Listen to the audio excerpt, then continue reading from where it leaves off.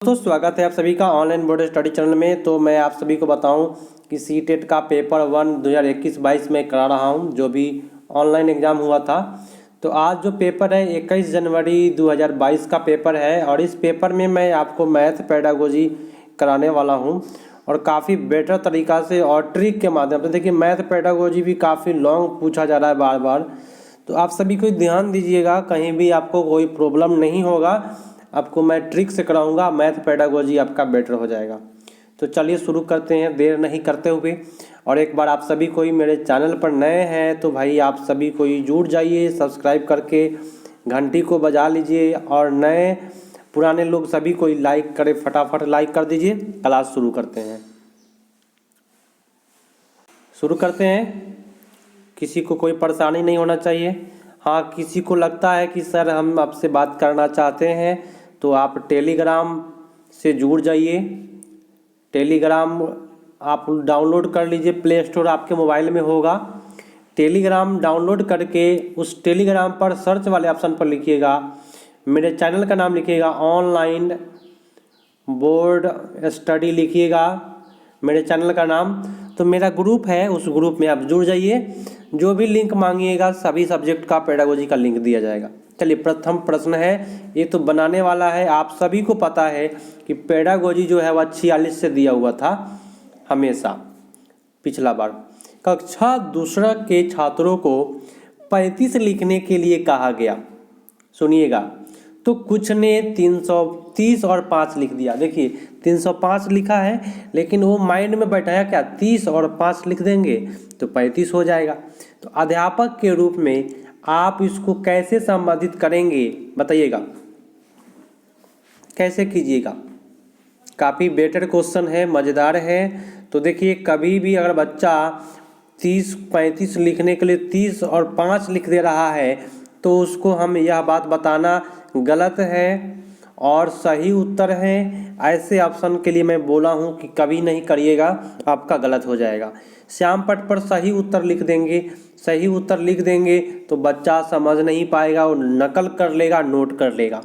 उनको अपनी कॉपी में 10 बार, मैंने आपको एक और वर्ड बताया कि कोई भी काउंटिंग की संख्या हो 10 बार, 5 बार, 2 बार, है ना, तो वो लिमिटेड वर्ड होते हैं, इसलिए वो गलत जाते हैं। ठीक है, चलिए उन्हें मूर्त पदार्थ माने सामने में जो भी पदार्थ देख रहा है से विनिमय के नियम समझा करके उसको बताएंगे, सबसे बेटर डी पर जाएगा। और आप सभी को मैं फिर से कहना चाहता हूं कि आप घबराए नहीं, अगर मेरे चैनल से जुड़े हैं तो आप घबराए नहीं। आपको काफ़ी बेटर तरीक़ा से ट्रिक और समझा करके आपको बताया जाएगा, कहीं भी प्रॉब्लम नहीं होगा। आप सभी को ध्यान दीजिएगा। चलिए, गणित के प्राथमिक पाठ्यक्रम में प्रतिचित्रण में कौन से पहलू विद्यमान है? प्रतिचित्रण में कौन से पहलू विद्यमान है? तो प्रतिचित्रण करते हैं तो मानचित्र का अर्थांकन करना चित्रण में आता है। यहाँ पे लिखा हुआ है मानचित्र। प्रतिचित्रण माने क्या, मानचित्र। तो मानचित्र का अर्थांकन करेंगे। बिना पैमाने वाले आलेख, बिना पैमाना वाला आलेख भी उसमें खींचा जाएगा प्रतिचित्रण में। चलिए उसके आगे है संकेत का प्रयोग करते हैं। आप कहिएगा सर मानचित्र में संकेत क्या होता है, तो कहीं कहीं देखिएगा, जैसे कि सबसे ज़्यादा समझ में आएगा आपको मैं बताऊं, रेलवे पटरी को ऐसे किया रहता है तो उसको कहते हैं संकेत या प्रतीक का प्रयोग। तो समझ जाते हैं कि यहाँ से रेल का पटरी गुजरा है। पैमाने के अनुसार आलेख खींचना, देखिए बिना पैमाना का आलेख होता है मानचित्र में, क्या होता है, बिना पैमाना का आलेख होता है। तो जब बिना पैमाना का आलेख हुआ तो पैमाना के अनुसार कहाँ होगा, नहीं होगा। पैमाना के अनुसार आलेख खींचना ये गलत बात है। यहाँ केवल ए, बी और सी होता है, याद रखना है। मानचित्र में ये चीज़ याद रखिएगा, बिना पैमाना का आलेख होता है, याद रहेगा ना। देखिए दोस्तों काफ़ी मज़ेदार है, आप सभी कोई लाइक कर दे और अपने दूर के दोस्तों के पास, जो भी ऑनलाइन जुड़ रहे हैं अपने दूर के दोस्तों के पास भेजें। चलिए, राष्ट्रीय पाठ्यचर्या रूपरेखा 2005 के अनुसार निम्नलिखित में से कौन सा विषय प्राथमिक विद्यालय में गणित पाठ्यक्रम का भाग नहीं है? यहाँ नेगेटिव क्वेश्चन पूछा तो बोले तो 1 to 5 में क्या पढ़ाई नहीं होता है। देखिए 1 to 5 में चौपड़ से पढ़ाई होती है, सममिति होती है, अनुमान लगाने का कौशल है, लेकिन पूर्णांक का पढ़ाई नहीं होता है। 1 पूर्णांक 1/2 ये पूर्णांक की पढ़ाई 1 to 5 में नहीं होती है। ठीक है, चलिए 1 to 5 में क्या क्या नहीं होता है मैं बता देता हूँ। एक पूर्णांक नहीं होता है, एक कोण का भी पढ़ाई नहीं होता है, दूसरी बात एक अनुपात का भी पढ़ाई नहीं होता है। क्या? अनुपात का भी पढ़ाई नहीं होता है। तो आप सभी मेरे यहाँ जुड़े हैं तो ये सब चीज़ आपको याद रखेंगे तो अगला बार आपके एग्जाम में पूछ देगा। पूर्णांक की जगह पर कोण दे देगा, अनुपात दे देगा, ये सब पढ़ाई 1 to 5 में नहीं होता है। प्रायिकता भी नहीं देता, आजकल प्रायिकता दे रहा है। तो प्रायिकता तो हम सबको ही जानते हैं कि 10th क्लास में प्रायिकता पढ़े हैं हम लोग। चलिए, मानकों का प्रयोग निम्नलिखित में किन अवधारणाओं को समझने के लिए किया जाता है। मानक माने स्टैंडर्ड जो पैमाना होता है उसका प्रयोग किन को जानने के लिए करते हैं। तो संख्या बोध और भिन्न और प्रतिरूप को जानने के लिए। देखिए, मानक का प्रयोग कभी भी याद रखिएगा आयतन के लिए नहीं किया जाता है, ठीक है, और ना ही मानक का प्रयोग आपके स्थानीय मान के लिए किया जाता है। मानक का प्रयोग किस लिए कौन से चीज में करेंगे? संख्या बोध, भिन्न और प्रतिरूप, ये 3 चीज याद रखिएगा। कैसे लिखिएगा? मानक का प्रयोग होता है तो लिख दीजिएगा संख्या बोध, भिन्न और प्रतिरूप के रूप में। ये याद करने वाले चीज है। जो लोग याद नहीं करेंगे समझेंगे कि पेडागोजी है तो वो लोग फेंक आ जाएंगे, ठीक है, इसलिए आप लोग इसको नोट कर लीजिए। नेक्स्ट क्वेश्चन है, नोट करके याद करना है। निम्नलिखित में कौन से कथन सही है? कथन सही बताना इसमें कौन सा है। तो समस्या समाधान में लड़के लड़कियों से अधिक योग्य है, तो यहाँ पे भेदभाव हो गया है ना। ग्रामीण पृष्ठभूमि में आने वाले बच्चे गणित में कठिन लगता है। क्या गांव का बच्चा को गणित कठिन लगता है? कोई गांव का बच्चा तो गर्दा उड़ा देता है, तो ये आपका गलत हुआ। अध्यापक के विचार का असर गणित सिखाने वाले प्रदर्शन पर है। अध्यापक जिस विचार से सिखाएगा उस विचार से गणित सीखेगा बच्चा, तो उस पर असर पड़ता है ना। उस पर क्या पड़ता है? असर पड़ता है। तो केवल यहाँ पे 1 सेकेंड, केवल यहाँ पे सी ऑप्शन सही जा रहा है, बाकी टोटल ऑप्शन गलत है, ठीक है। चलिए, किसी को कोई प्रॉब्लम है तो आप कमेंट करके लास्ट में बताइएगा। और जो लोगों को कोई प्रॉब्लम नहीं है, मेरा क्लास अच्छा लगता है, तो कमेंट लास्ट में करिएगा, अभी नहीं करना है। चैटिंग में कमेंट करके बताइएगा कि मेरा क्लास कैसा लगा। आप लोग कमेंट करेंगे, मेरे को मनोबल मिलेगा और आपका मैं टोटल पेडागोजी मैं करा दूंगा, एक गारंटी है, वो भी अच्छे तरीक़ा से कराऊंगा। हर पेडागोजी, मेरा प्रत्येक पेडागोजी बेटर है और जिस तरह से मैं कराऊंगा उस तरह से करिएगा, आपका ऑल पेडागोजी मजबूत हो जाएगा। चलिए, प्राथमिक कक्षा के विद्यार्थियों को आंकड़ों का संग्रह करना, यहाँ पकड़ने वाली बात है। क्या करना है? आंकड़ों का संग्रह करना है और अर्थांकन पढ़ाने के लिए निम्नलिखित में कौन सा योजना उत्तम है। देखिए, आंकड़े का मैं आपको सबसे पहली बात क्या बताया, मेरे यहाँ जो भी ऑफलाइन क्लास में है वो फटाफट उत्तर दे रहे होंगे अभी, है ना, उनको दिक्कत नहीं होगा क्योंकि मैं उनको ट्रिक बताया हूँ। कहीं भी आंकड़ा आता है तो सर्वेक्षण आएगा। आंकड़ों का क्या होता है दोस्तों? सर्वेक्षण होता है। तो बस कुछ नहीं करना है, कुछ बातों को याद रखना है। आंकड़ों का क्या होता है? सर्वेक्षण होता है कि भाई इस विद्यालय में कितना लड़कियां हैं, कितना लड़के हैं। तो आंकड़ों का क्या होता है? सर्वेक्षण होता है, याद रखिएगा। चलिए, अच्छा जा रहा है ना आप लोगों के लिए? क्लास ठीक जा रहा है ना? बता दीजिएगा आप सभी को। क्वेश्चन क्या है कि एक विद्यार्थी कहता है कि समोसे का आकार जो है वह त्रिभुज जैसा है, वह ज्यामितीय विवेचन में वैन हीले के अनुसार वह किस स्तर पर होगा। देखिएगा, मैं यहाँ पे बताऊंगा, आपका उत्तर यहाँ पे गलत दिया हुआ है। बुक में आपका आंसर दिया होगा 0 स्तर, लेकिन मैं आप सभी को बता दूं, जब बच्चा, सुन लीजिए, समोसे का आकार, जब बच्चा ज्यामितीय नाम जानना शुरू कर देता है तब हम उसको स्तर 1 में रखते हैं। स्तर 1 को बोलते हैं विश्लेषण स्तर। क्या कहते हैं? विश्लेषण स्तर कहते हैं, ठीक है, वैन हीले का। स्तर 0 को चाक्षुषीकरण कहते हैं। तो बच्चा समोसे को क्या बोल दिया? त्रिभुज। जिसमें बच्चा ज्यामितीय नाम जानना शुरू कर देता है वह स्तर 1 होता है। क्लियर? चलिए, नेक्स्ट क्वेश्चन। जो भी है बुक में आंसर दिया हुआ है या कोई भी चीज़ में है वहाँ पे गलत है, क्योंकि बच्चा ज्यामितीय नाम स्तर 1 में ही जानता है। चलिए, निम्नलिखित में किसे संरचनात्मक गणित कक्षा का लक्षण माना जाता है? तो संरचनात्मक में लक्षण कौन सा है? गणितीय परिभाषाओं को कंठस्थ करने की बात कर रहा है यहाँ पे, तो ये गलत लिख दिया यहाँ पे। अध्यापक का केवल सही उत्तर पर केंद्रित होना, विद्यार्थियों द्वारा की गई त्रुटियों को ज्ञान का महत्वपूर्ण स्रोत मानना। तो त्रुटियां जो है ज्ञान का महत्वपूर्ण स्रोत है। अगर आप पढ़ाई कर रहे हैं तो आपसे त्रुटियां होगी, तो ये अच्छा बात बोला जा रहा है। विद्यार्थियों में पारस्परिक क्रियाओं को हतोत्साहित करना, अगर पारस्परिक क्रिया कर रहा है बच्चा, माने बातचीत कर रहा है, किसी से वार्तालाप कर रहा है, तो उसको हतोत्साहित नहीं करिए दोस्तों। ये आपका उत्तर सी सबसे बेटर जाएगा। क्लियर? चलिए नेक्स्ट क्वेश्चन पर आते हैं। मज़ा आएगा मेरे यहाँ भाई, दिक्कत नहीं होगी, मैं बार बार बोलते रहता हूँ इसलिए, ताकि आप लोग जुड़े, भागे नहीं। कितने लोग आते हैं जाते हैं, आने जाने वाले केवल चैनल खोजते हैं कि भाई इस चैनल अच्छा है, ये चैनल खोजा जाए, और चैनल पर थंबनेल देखते हैं कि हाँ 20 में 20 क्वेश्चन टकराएगा। ये जो थंबनेल लगाता है ना, वो बेवकूफ़ आदमी है। मैं बताता हूँ 20 में 20 कोई किसी का टकरा जाए, ऐसा सीटेट में नहीं होता है। चलिए, गणित के स्वरूप के संदर्भ में निम्नलिखित में से कौन सा सही नहीं है? गणित के संदर्भ में कौन सा सही नहीं है?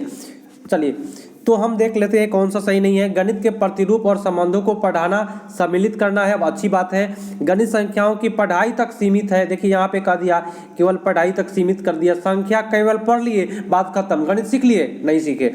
चलिए, गणित में अमूर्त और मानस दर्शन दृश्यकरण सम्मिलित है, बहुत बेटर बात है।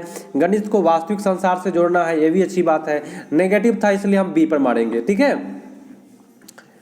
चलिए, तो उन थंबनेलों से दूरी बना करके रखिए जिसमें लिखा हो 20 में 20 क्वेश्चन यहीं से आते हैं, पक्का क्वेश्चन।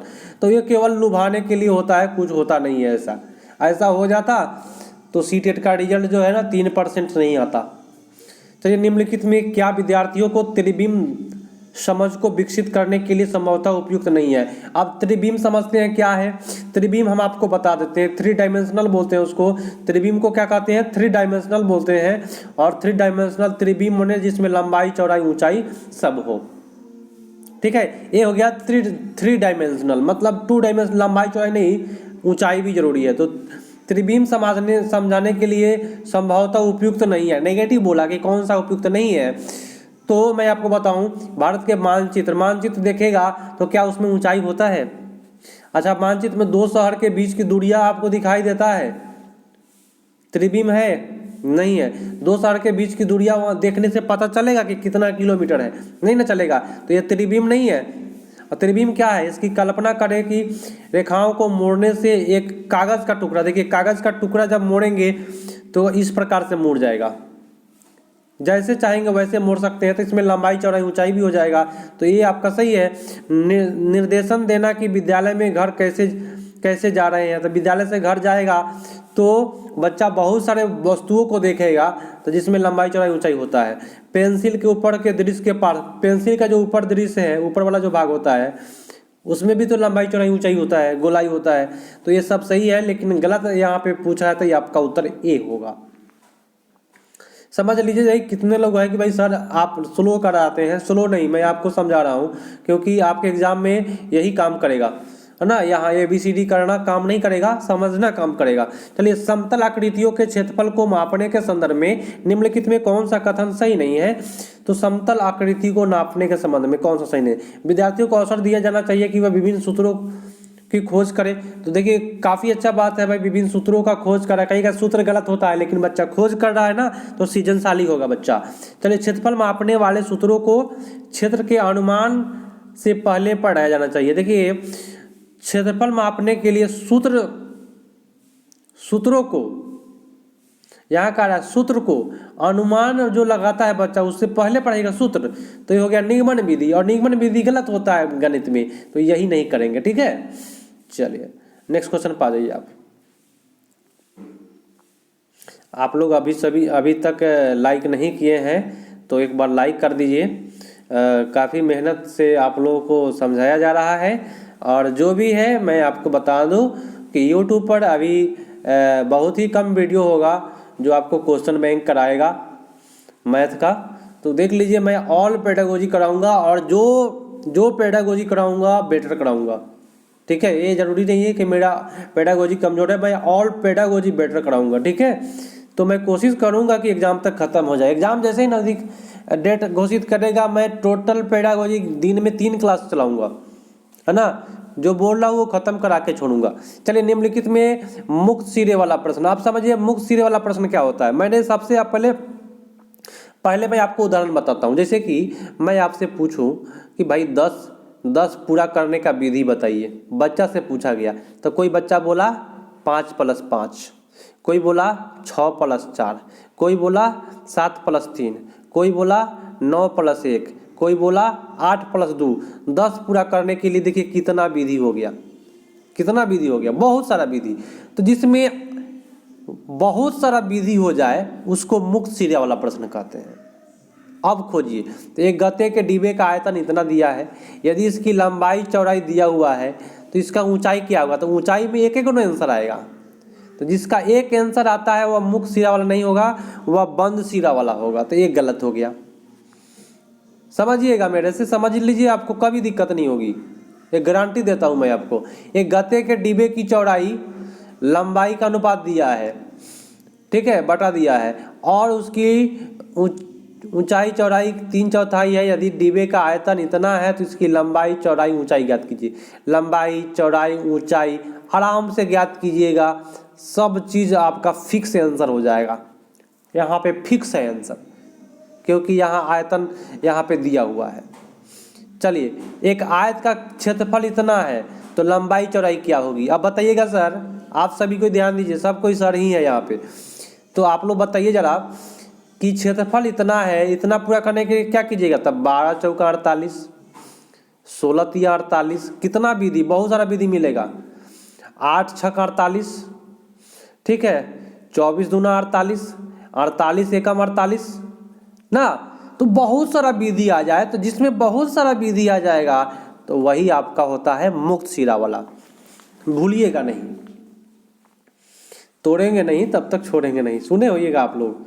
तो हम एक बात कहना चाहते हैं कि ये सीटेट नहीं आसान, सुन लीजिए मेरी बात ध्यान से, ये सीटेट नहीं आसान, बस इतना समझ लीजिए आग का दरिया है, डूब कर जाना है, डूब कर निकल जाना है, ठीक ना, डूब कर जाना है, डूब नहीं जाना है, जाकर डूब नहीं जाना है, डूब कर जाना है ना, रुक नहीं जाना है। तो सीटेट नहीं आसान, बस इतना समझ लीजिए आग का दरिया है, डूब कर जाना है, ठीक है, गर्दा उड़ा देना है, छोड़ना नहीं है। चलिए, गणित की अवधारणाओं के पदानुक्रमित संदर्भ में निम्नलिखित में कौन सा कथन सही नहीं है, बताए कौन सा कथन सही नहीं है। तो गुणन का गठन योग की अवधारणा पर आधारित है। देखिए, गुना अगर पढ़ाना है तो 2 × 2 भी करेंगे तो 4 होगा, और 2 + 2 भी पढ़ाएंगे तब 4 होगा। तो गुना का जो गठन होता है योग की अवधारणा पर हुआ है, ये तो बात सही बोल दिया, बोला कि नहीं बोला।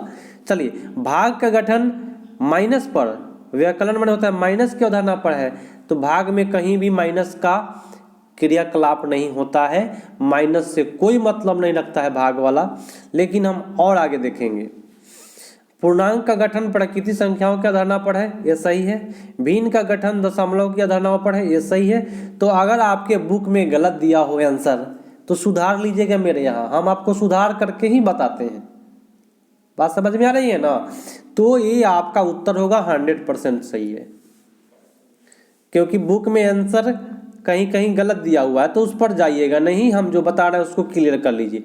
प्राथमिक स्तर पर भिन्न को पढ़ाने के लिए वांछनीय क्रियाकलाप को पहचानिए। वांछनीय शब्द यहाँ पे कहेगा सर, वांछनीय शब्द क्या है, पॉजिटिव वर्ड है, नेगेटिव क्वेश्चन नहीं बोल रहा है, ये याद रखिए। तो इसमें कौन सा क्रियाकलाप बेटर होगा बताइए। तो भिन्न की प्रतिदिन की अवधारणाओं को कक्षा में पढ़ाई जाने के लिए हस्तक्षेप नहीं करना, तो ये गलत बोल दिया। प्राथमिक स्तर पर केवल आधा और चौथाई पढ़ाएंगे तो बाकी तिहाई कहाँ जाएगा। भिन्न की अवधारणाओं को भिन्न स्थितियों में प्रदर्शित किया जाना चाहिए, मतलब बहुत बेटर बात बोला, भिन्न स्थितियों में, अलग अलग स्थितियों में प्रयोग करना चाहिए, ये आपका सही जा रहा है यहाँ। और आपका डी है कि हर अंश पृथक संख्या है, तो ये सब भाई इतना ना गलत लिखता है वर्ड कि हम उसको छुएंगे ही नहीं। ठीक है, सबसे बेटर सीख गया। और आज का लास्ट है दोस्तों, मात्र 15 ही पेडागोजी देता है, 15 आपका बनाने वाला देता है न्यूमेरिकल टाइप। तो बनाने वाला के लिए तो मेरे पास अभी बोर्ड की सुविधा नहीं है, डिजिटल बोर्ड। आप लोगों का सपोर्ट होगा, अधिक से अधिक वीडियो शेयर करिए अपने दोस्तों को, तो डेफिनेट रूप से मैं डिजिटल बोर्ड लूँगा और आपके लिए बेटर व्यवस्था करूँगा। ठीक है, चलिए, प्राथमिक स्तर पर गणित के आकलन के विषय में निम्नलिखित में कौन सा वांछनीय नहीं है? तो यहाँ नेगेटिव क्वेश्चन पूछ दिया। तो अवधारणाओं को समझने के आकलन पर महत्व दिया जाना चाहिए, तो केवल आकलन पर महत्व देना भी गलत बात है। एक विलक्षण परीक्षा प्रतिरूप का ही अनुकरण करना चाहिए। यहाँ पे अनुकरण करना चाहिए, ठीक है, विलक्षण का ही, और भी क्या चीज़ का? तो विलक्षण परीक्षा का। तो मैं आपको सिखा रहा हूँ आज से लेकर के, ये तो सही है, फर्स्ट वाला तो सही था, ये सही था, नेगेटिव खोजना था, तो सबसे नेगेटिव तो यही है, ही वाला ऑप्शन। ठीक है, सबसे बेटर आपका बी पड़ जाएगा। तो दोस्तों मैं आज के लिए इतना रहने देता हूँ, क्योंकि 15 पेडागोजी ही करिए। आप कहिएगा सर कि और क्वेश्चन लाइए, लेकिन ऐसा बात नहीं है, जितना पेडागोजी रहेगा प्रत्येक पार्ट का मैं कराऊंगा। आप लोग घबराए नहीं, जितना चाहिएगा उतना मैं पढ़ाऊंगा। एग्जाम का डेट निकलने दीजिए, तब तक 2 क्लास आप लोग ज्वाइन कर लीजिए। एक 11 बजे दिन में ज्वाइन कीजिए, एक 7:30 शाम को ज्वाइन करिए। ये दोनों क्लास आप ज्वाइन कीजिए, चाहे जो भी है। मैं ऐसा थंबनेल में नहीं लिखता हूँ कि 20 में 20 पक्का आएगा, कभी भी ऐसा पेडागोजी में नहीं होता है, याद रख ले। 20 में 20 टकरा जाए, ये पेडागोजी है दोस्तों, ये कोई कंपटीशन नहीं है कि जो मन किया वो थंबनेल सब लगा देता है, तो उस पर नहीं जाना है। चलिए मिलते हैं दोस्तों अगले पार्ट में, अगला सेशन लेकर के आऊँगा 17 जनवरी का। तब तक के लिए धन्यवाद, जय हिंद।